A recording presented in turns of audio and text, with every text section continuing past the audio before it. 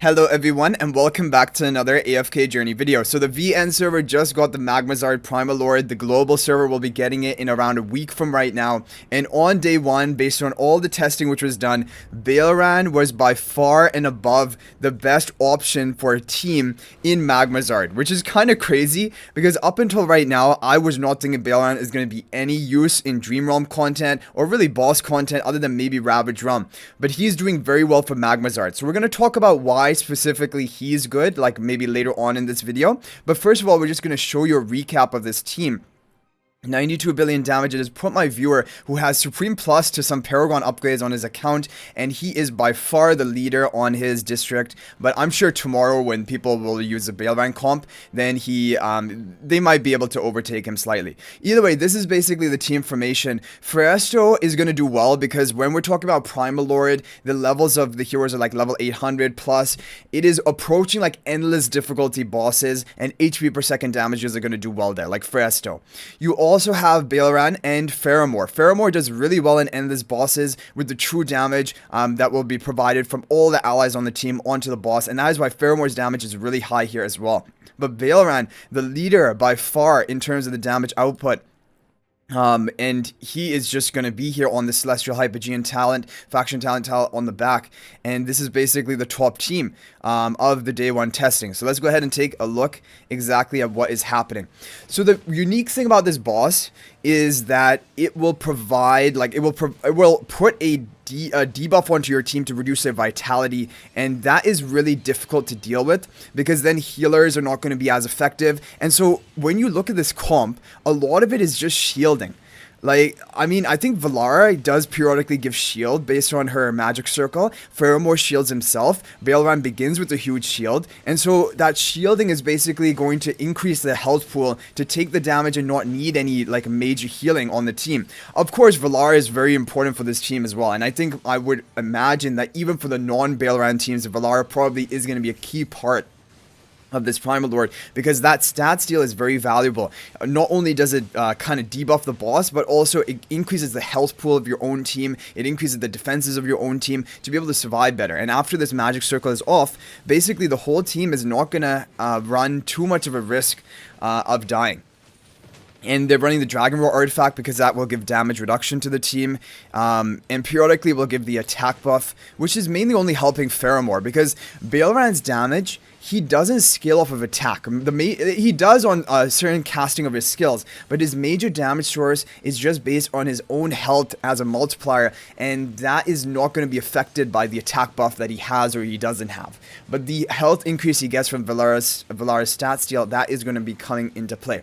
So you're seeing here the team is completely stable on day one, no real survival issues at all. And Baelran is just shredding.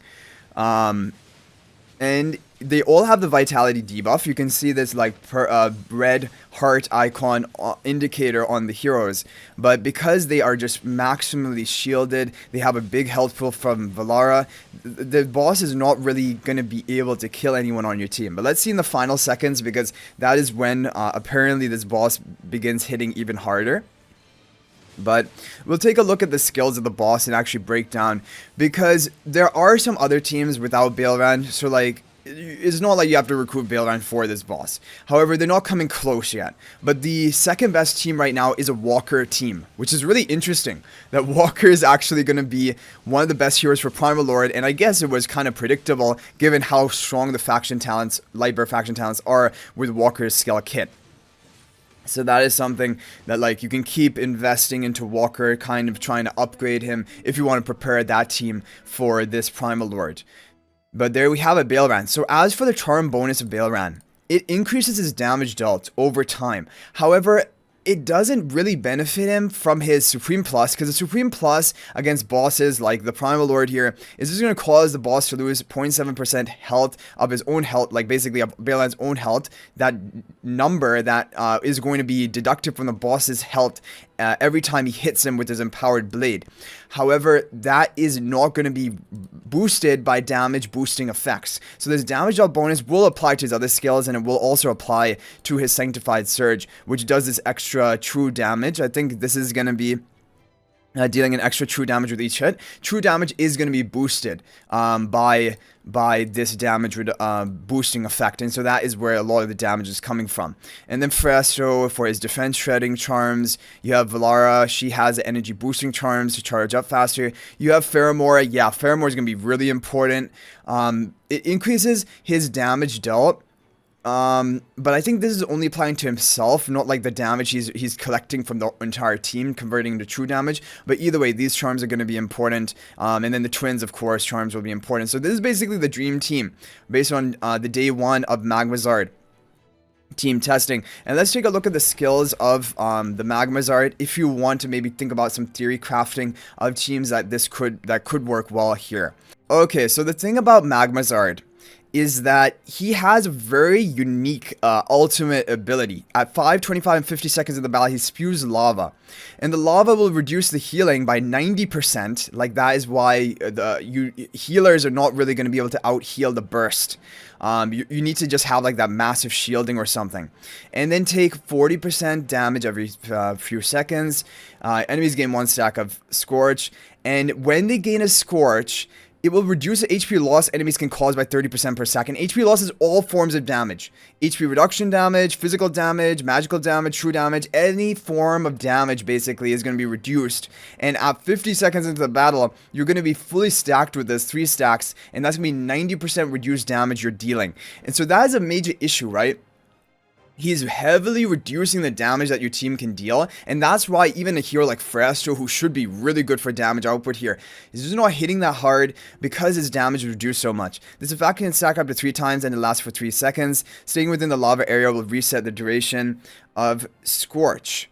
And it spews lava to cover an area of the battlefield. I don't know where he is covering this. Maybe if he's somehow covering this, if you can make him target like an area where your damages are not at, then that can be advantageous. But other than that, if you're just remaining in that lava area, you're just going to have this massive damage reduction onto you. Then you have this other ability, Scattering Lava, shoots lava shards in all directions. This deals damage. Yeah, that's just a damage output skill. Savage Bite bites an enemy and throws them into the lava. Yeah, this is annoying. So it throws them into the lava area. But I guess if they can run back out of it to attack him again, then it's still not that bad. It's mainly when the lava area is just focused for the whole duration of the match on your heroes who are dealing damage, because it's going to heavily reduce that. And then you have Tail Slam, deals AoE damage to enemies with his tail, knocking the affected enemies into the air. Just a knock up, nothing major either. It's just about this lava. It's all this lava. So this is it. He has a massively reduced healing, so healers are not affected. That's why shielders are better. It doesn't actually reduce vitality. I thought it reduced vitality, but it just seems to only be reducing your healing amount. So it's not saying anything about shielding amount. And then it has this massive damage reduction onto the lava field. So if we go ahead and take a look at this replay again and see where was the lava field for the majority of the fight. So 5 seconds in the match, he's going to spew the lava. And where is it going to land? It's in the back. Okay, this is great. So I guess this is why it's working. So you want to have like ranged heroes which can be spewed by the lava, which they don't care about, because like the twins are not dealing damage. Valar is not really dealing any meaningful damage. But is he also going to scorch this front row that we have here, or is it only scorching the back? That is a question, because it looks like the whole battlefield is scorched here, right? The whole battlefield appears scorched. Yeah, and the whole, yeah, so he does this back row first, then the middle row, then the final row. But the middle row is going to be coming, like, you know, at 25 seconds into the battle, and it's going to be scorched. The first one, thankfully, is the back row. So your melee damages are going to get a bit of bonus damage in these early stages, like right here. But then 25 seconds into the match, so when you have 65 seconds left, he is going to scorch the middle zone. Right here, he should scorch the middle zone, I believe. Yeah, he's going to scorch the middle zone. Now everyone's affected other than heroes who are behind him. Like, so if you could somehow get heroes behind him, like there are heroes like Athalia who can jump behind him. Sonya can jump behind him, but I don't know how effective they would be in a team. And of course, a lot of testing has already been done. But from day one, basically, Baelran is just kind of dominating due to the mechanics of the boss. But again, it's not really that Baelran is so good for boss content. It's mainly because of just the unique skills that the boss possesses, which is making Baelran good.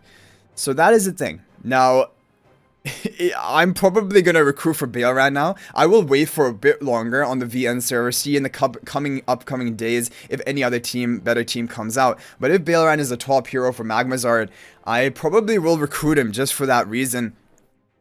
Just to showcase the team and to do well in Primal lore. But anyway, guys, that is just interesting. Baelran is finding a home in Magmazard, but it's also really interesting. And I wonder, do you think the developers actually have planned this to make Baelran actually the best hero here?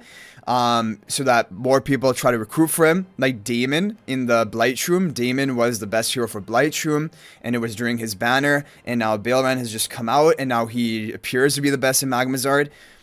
I feel like that would be a real 200 IQ play, and I don't know, is that actually, like, I think there are a lot of people who think, yeah, definitely that's what they were planning. I don't know if it's just a coincidence or not. But that's basically the thing, because you might like get really baited into recruiting for him, seeing how good he is in Magmazard, but he has not appeared good in a Dream Realm and in other boss content. So like, just building him from Magmazard, that is not an advisable idea. So that's something you'll have to be wary about. Like, if you do not want to use him for AFK stages, like, which is his only other major game mode, I don't even think he's that good in PvP right now. I've not, based on what I've fought against, no Baelran has given me any trouble in PvP. So, he's basically like a Magmazard and AFK stage hero. And so that's the thing you'll have to keep in mind and be a bit like, maybe, question yourself before you actually plan to recruit for him, if you are going to choose to do that. But anyway, guys, I hope you enjoyed the video. Thank you for watching. That is going to be it for this one. If you're not already subscribed to our YouTube channel, please smash that subscribe button. Also, feel free to join my AFK Journey Discord server. There's a link to that in the description of this video. And finally, if you're thinking about making a purchase in AFK Journey, please use my affiliate link for the official Firelight store. There's the link to that in the description of this video and a pinned comment. There's the best way you can support me at no extra cost to you. So thanks for watching. I'll hopefully see you in the next video. And until then, everyone, peace out for now.